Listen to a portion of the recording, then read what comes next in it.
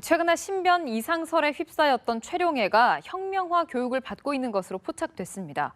교육 후 복귀 가능성도 점쳐지고 있는데요. 한편 북한이 다양한 관광 코스를 개발하면서 외국인 관광객 유치에 나섰습니다. 과연 외국인들의 취향을 저격할 수 있을지 이 소식까지 한번 짚어보겠습니다. 이화여대 북한학과 김석향 교수, 망명 북한 작가센터 김주성 부이사장 두 분 모셨습니다. 어서 오십시오. 안녕하세요. 안녕하세요. 자, 최근에 최룡해가 어디 있을까, 무엇을 하고 있을까 참 설도 많고 소문도 많았는데 드디어 소식이 전해졌네요. 대북 소식통에 의하면 지방협동농장에서 혁명화 교육을 받고 있다. 교수님, 혁명화 교육이 일단 뭔지 좀 알려주시죠. 그러니까 뭔가 잘못을 했는데 그러니까 감옥에 보낼 정도는 아니고 그리고 뭐 또 뭐 정치범수용소로 갈 것도 아니고 근데 이 혁명화 교육을 간 사람들은 일단 약간 희망을 가져도 되는 것이 어느 정도 기간이 됐다고 생각을 하면 이제 혁명화가 됐으면 그러면 다시 복귀할 가능성을 내포하고 가기 때문에 원래 혁명화라고 하면 그거 자체가 그렇게 그러니까 이게 죽을 일은 아니다라고 생각을 하면 되긴 하는데요. 그럼 뭐 또 상황에 따라서 이게 혁명화 기간이 길어지면 하다가 뭐 거기서 세월을 보낼 수도 있으니까 그건 또 모르는 일이죠. 그러니까 숙청당할 정도의 잘못은 아니고 그 이하의 숙청이죠. 왜냐하면 그 자리에서 그러니까 이게 그 특권을 가진 사람들을 대상으로 혁명화를 하는 거기 때문에 워낙 뭐 그런 협동농장에서 사는 사람을 대상으로 혁명화 보내진 않아요. 어차피 거기가 혁명화 지역일 테니까. 그러니까 이제 뭔가 특권을 가지고 있거나 고위직에 있거나 뭐 이렇게 비교적 잘 먹고 잘 사는 사람이 뭔가 과오를 범했어요. 그런데 이게 뭐 날려버리기는 그렇고 좀 다시 이렇게 좀 훈련을 좀 시켜서 정신을 가다듬고 혁명 정신을 꽉 채워서 다시 쓰겠다 하는 목표가 있는 게 혁명화이기는 한데 경우에 따라서 뭐 그게 또 달라질 수도 있는 거죠.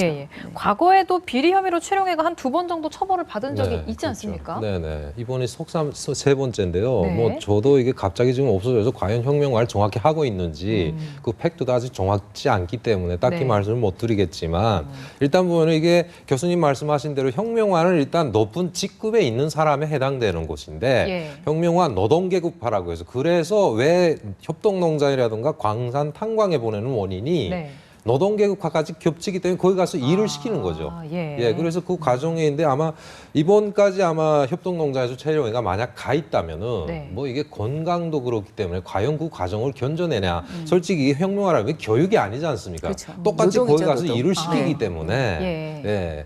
그러니까 저는 거기에 갔는지 안 갔는지 가기 전에 뭐 어떻게 잘못했는지 잘 정확히는 아직 모르겠습니다. 그렇군요. 근데 이게 다 혁명화를 굳세게 믿고 있기 때문에 지방의 협동농장 가서 혁명화를 했다고 하루 종일 방송에서 했다고 하던데 그렇기 때문에 이런 말씀을 드려서 좀 그렇기는 한데 저도 이게 딱 이 소식을 듣고 난 다음에 그 소스가 어디야? 어디서 알아냈어? 하는 거부터 물어봤거든요. 그래서 이렇게 평소에 이게 신뢰할 만한 거기서 한 얘기를 하면 믿을 만한데라고 한 곳이면 점수를 확 주려고 했는데 그렇진 알고 않습니까? 보니 이게 일본에서 그런 소식이 들려왔다고 하더라고요. 근데 지금까지의 경험으로 미루어 보면 일본에서 북한 소식이 굉장히 일본 언론이 북한 소식이 굉장히 관심이 많고 북한 내부 소식을 구하기 위해서 돈도 많이 쓰고 뭐 사람도 많이 가동을 하는데 문제는 같은 자료를 보고 우리가 보면 이거는 아닌데라고 금방 판단할 거를 그분들은 이제 아마 외국어이기도 하고 전체적인 상황 판단이 안 돼서 그러는 건지 그러니까 엉뚱한 그 해석을 하는 경우들이 종종 있었어요. 그래서 이번 거를 믿어야 되나 하고 지금 살짝 저는 또 조금 의심하고 있긴 합니다. 100% 신뢰할 정도의 정보는 아닌가 보네요. 그 사이에 틀린 경력들이 많거든요. 그러니까 완전 잘못한 경우. 예를 들어서 김정은이 처음 이름이 막 나올 때 얼굴이 안 나왔었는데 그러니까 엉뚱한 사람 사진 보고 막 김정은이라 그래서 나중에 이거 오보였어요. 막 이런 경우도 있고 그러니까 그런 비슷한 사례들이 예전에 계속 있었거든요. 그래서 조금 한 번 더 확인을 해봐야 조금 더 기다려봐야 되겠다 이런 생각을 하고 있습니다. 그렇군요. 그럼 교수님께서는 지금 최룡해가 어디 있을 거라고 생각하세요? 그걸 잘 모르겠어요. 뭔가 이상이 생긴 건 확실하죠. 네. 왜냐하면 그 장례위원회에서 명단이 빠진 거는 그것도 뭐 딴 사람들은 다 있는데 지금 딱 최룡해 이름만 빠져 있잖아요. 그러니까 네. 그거는 분명히 뭔가 이상한 일이어서 이상설이 있기는 한데 어디가 있는지는 정말 잘 짐작을 현재로서는 할 수가 없죠. 예, 최룡해가 장의위 명단에서 빠졌다. 빨치산 2세대잖아요. 네, 혹시 이 빨치산 2세대를 제외하고 그러니까 세대 교체를 하려는 분기를 잡으려는 목적은 아닐까요? 현재 김정은 체제에서는 그게 아직까지도 확고하게 그 단행을 할 수 있는 정도는 저도 아니라고 보거든요. 네. 일단 북한 하게 되면 이게 혈통이나 전통성을 상당히 많이 강조하기 때문에 네. 현재 보면은 뭐 최룡해 분이 아니라 이게 그 어진우의 아들도 현재 요직에서 일을 하고 있고 본부에서 그렇기 때문에 이거를 김정은이가 쉽게 뭐 청소하듯이 이렇게 싹 밀어낸다는 거는 좀 아직 불가능하지 않나는 생각이거든요. 예, 그렇군요.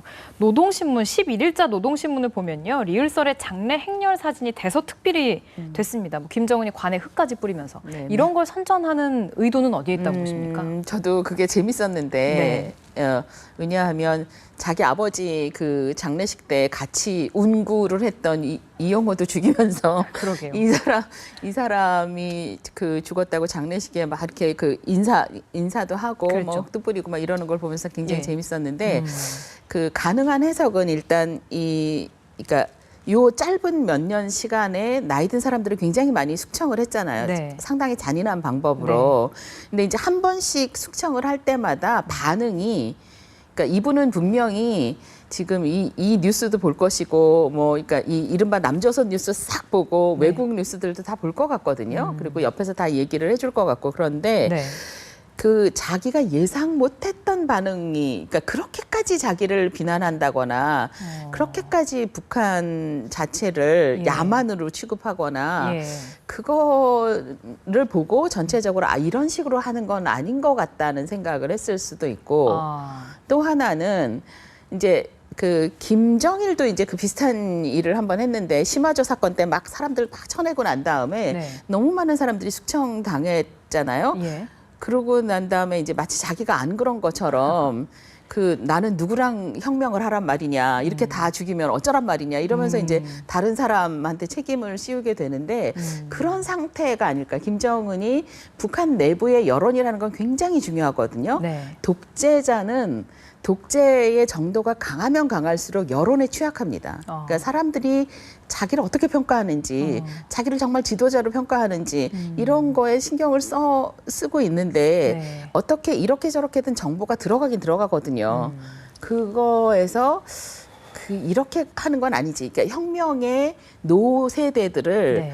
그러니까 잘 대접하고 잘 모신다는 이미지가 있는 게 궁극적으로 나한테도 좋겠다라는 판단을 내렸을 가능성도 있고. 예, 그렇군요. 네. 이사님 해주실 말씀 있으신가요? 일단은 뭐 네. 보여주기 식이죠. 예전에 김정일 때도 좀 너무 완강하게 나갔다가 결국은 이게 그 문헌이라고 해서 원전까지 뭐 논문 비슷한 것까지 뭐 혁명 선배들을 뭐 이렇게 존경하고 뭐 그럴 때 대한 뭐 이런 식으로 해서 또 백두 혈통성이라든가 그런 걸 강조한 혁명 선배들을 강조한 적이 있었거든요. 예. 그러니까 그거와 똑같은 완충 작용인 거죠. 그러니까 김정은이도 지금까지 너무 때리기만 하다가 이번 같이 자기도 실질적으로 아직도 나는 혁명 선배를 보여준다. 이렇게 그 우대를 하고 있다. 이런 걸 보여주기 위한 일종의 뭐 그림이겠죠. 네, 어떤 이미지 쇄신 네, 역할을 네, 할 네. 수 있는 네. 다시 최룡해 이야기로 돌아와서 아까 교수님 말씀하신 대로 그럼 최룡해가 돌아올 수 있을지 또 돌아온다면 예전 같은 네. 신임을 봐줄 수 있을지 궁금합니다. 저는 사실 그러니까 이거 개인적으로 제 의견이긴 한데 네. 저는 사실 최룡해가 처음부터 그렇게까지 신뢰를 했을까? 김정은이. 김정은이 최룡해를 정말 신뢰했기 때문에 썼을까? 옆에 뒀을까? 하는 의문이 지금도 있거든요. 네. 왜냐하면 그 지나온 세월을 이렇게 보면 최룡해가 장성택의 은혜를 안 입었으면 그 자리까지 그렇게 올라가서 그렇게 오랫동안 그러니까 권력을 누리면서 살았을 수가 없는 사람이고 예. 그런 면에서 장성택을 처형하고 난 이후에 당장은 장성택만 처형했지만 네. 그다음에 이제 시간을 두고 하나씩 골라내서 이렇게 그 주변 인물들을 뿌리까지 찾아서 숙청하는 게 북한식 방법이거든요. 네. 이게 50년대에도 그랬어요, 이미. 그러니까 한 사람을 딱 숙청을 하고 그다음에 한 번에 다 하는 게 아니라 반발이 굉장히 강하니까 예. 차례대로 가는데 이게 언제까지 가느냐 하면 몇 년을 가기도 하고 그렇거든요. 아. 그래서 저는 처음부터 최룡해가 그렇게까지 그 마음에 들어서 네. 정말 저 사람을 내가 믿고 의지하기 때문에 그렇기 때문에 옆에 뒀을까 하는 의문이 있어서 이번에 다시 복귀할 가능성이 없는 건 아닌데 복귀한다고 한들 네. 뭐 그 사람에 대한 신뢰가 그렇게 끝까지 있을 것 같지는 않다 하는 게 제 의견이긴 합니다. 그렇군요. 최룡해가 어디 있을까 참 궁금했는데 이제 첫 나온 소식이어서 기대를 했는데 또 그렇게 믿을 만한 소식은 아니라고 해주셔서 약간 실망스러운데요. 못 믿는다는 것보다는 네. 한 번 더 확인을 했으면 좋겠다. 정확한 네. 소식이 나오는 대로 또 다시 한번 확인을 해봐야 되겠습니다. 자, 분위기를 바꿔서요.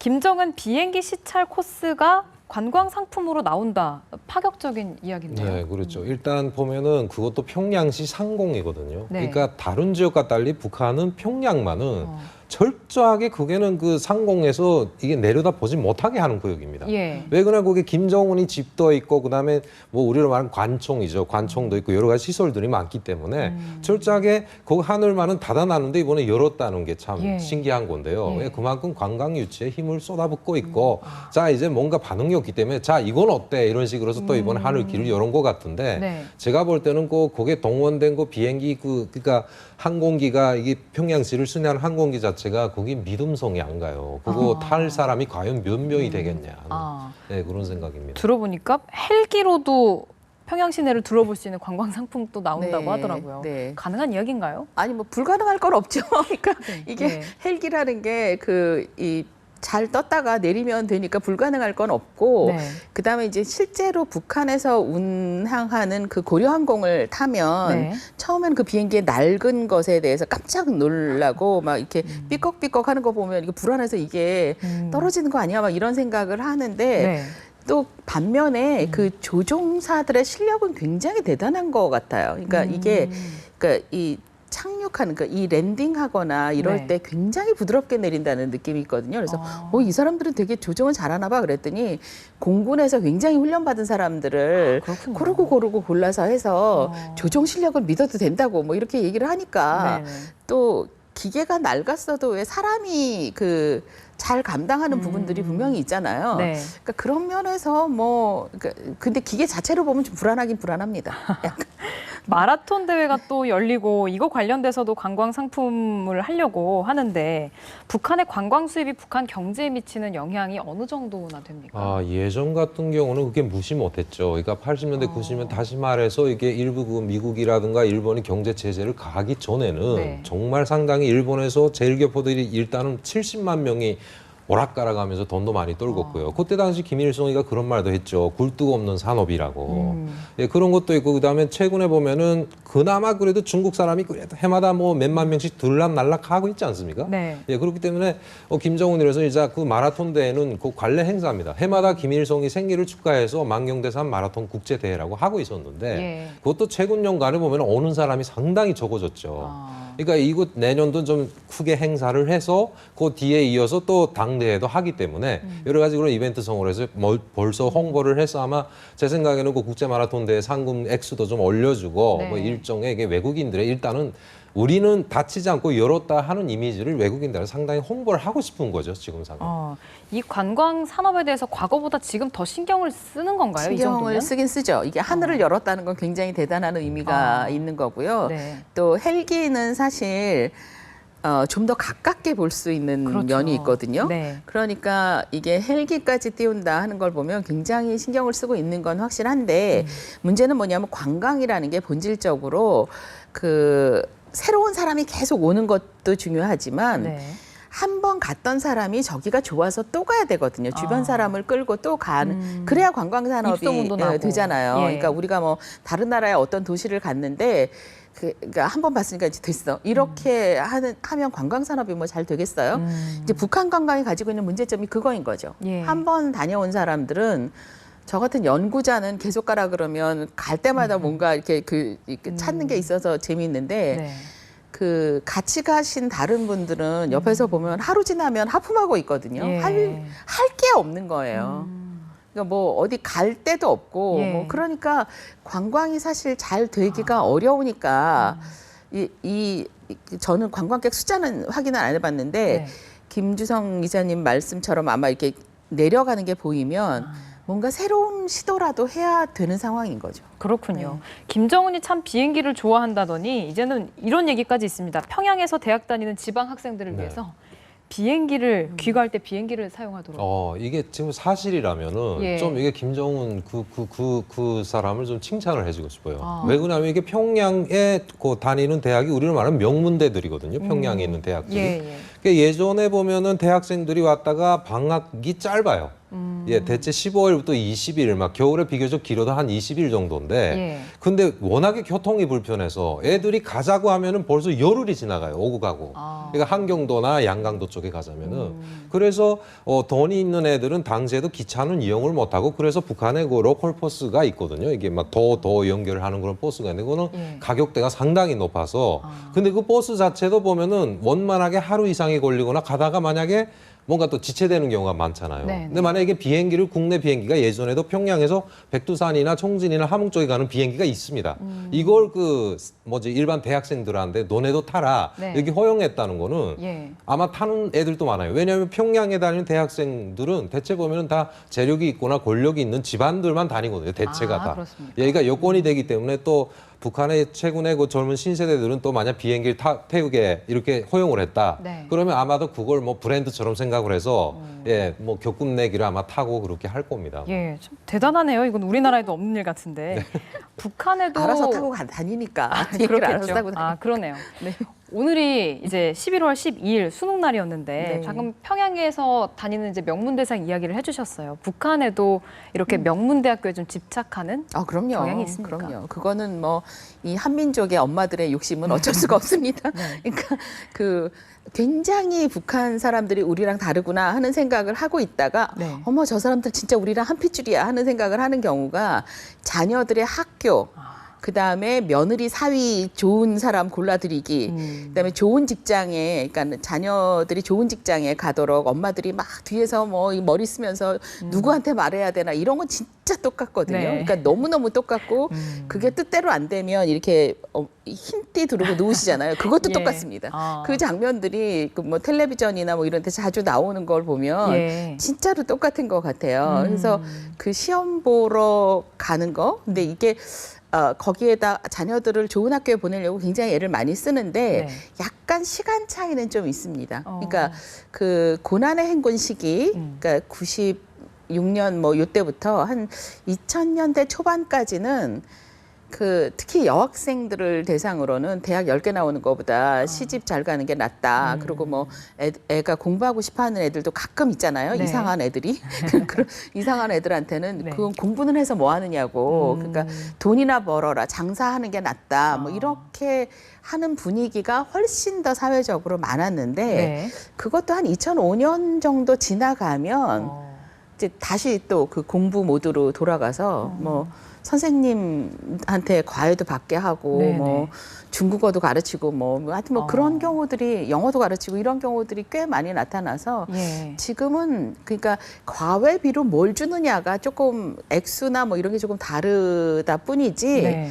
그 명문대 가려고 하는 거는 뭐 똑같군요. 똑같더라고요. 네. 과외 얘기를 네. 해주셨는데 북한에도 이런 사교육이 참 요즘 많다면서요? 네, 그렇죠. 이거 2002년도 일단은 이게 시장 경제가 상당히 많이 활성화되기 시작하면서 결국은 주민들이 시장에 의거해서 이게 수익 활동이 활발해졌잖아요. 네. 그러니까 여유가 생기니까 애들 공부를 시키기 시작했어요. 네, 그러다 보니까 결국은 뭐 명문대 가자면은 각 지역에 있는 수제 학교라고 해서 일고등 중학교들이 있거든요. 예. 예, 거기를 입학시키는 것부터 엄마들의 전쟁입니다. 중학교 때부터요? 예, 중학교 그렇죠. 때부터. 아. 그러니까 초등학교를 중학교 졸업하고 1학년. 거기 갈 때 그거부터 전쟁. 거기 가면은 일단 대학에 갈 수 있는 확률이 상당히 높아지거든요. 네. 그러니까 북한은 남한하고 달리 이게 각 각 교육청에서 메리트를 받아다가 각도에 분할하고 시에 분할하고 이런 분할 원제로 하고 있거든요. 예. 예, 그렇기 때문에 이게 경쟁을 하는데 그 과정에 역시 뭐냐면 실력이 안 받침돼야 되고 돈도 안 받침돼야 되기 때문에 결국은 대학을 졸업한 명문대 졸업한 평양에 있는 대학생들을 방학 때 데려다가 뭐 아야 좀 여건이 되는 집은 뭐 아야 그 학생을 집에다 데려다 놔요. 같이 기숙을 시키면서 외국에서 뭐 수학이라든가 이런 거 가정교사처럼. 예, 그렇죠. 그렇게 하는 경우도 있고 뭐 심지어는 뭐 정말 물건뿐이 아니라 돈까지도 주고받고 뭐 그게 보편화됐습니다. 거의 다. 근데 북한에서도 사교육은 불법 아닌가요? 아, 그렇죠. 당연히 안 되죠. 그러니까 원래는 과외 수업이라고 해서 북한도 그 방과 후 수업이 따로 있고요. 네. 그다음에 그래서 초등학교나 중학교 때부터 소조가 다 소조 활동을 합니다. 그러니까 영어 소조나 그다음에 수학 소조가 다 설치가 돼서 가지고 담임 영어 선생님이나 수학 선생님들이 그 담임 교사를 해가지고 학생들을 오전에 수업을 시키고 오후에는 그 선생님들이 이렇게 지도를 하는 거죠. 예, 이렇게 되게 사교육은 절대 안 되죠. 사교육이 적발이 잘 안 되는 것도 남한과 북한이 비슷한 점인 것 같습니다. 적발 뭐 할 필요도 없고 다 알아요. 그러니까 이게 공개된 비밀이라 뭐 저 집에는 어느 선생님한테 배우고 뭐 그거 과외비는 얼마고 뭐 이런 것도 다 알아요.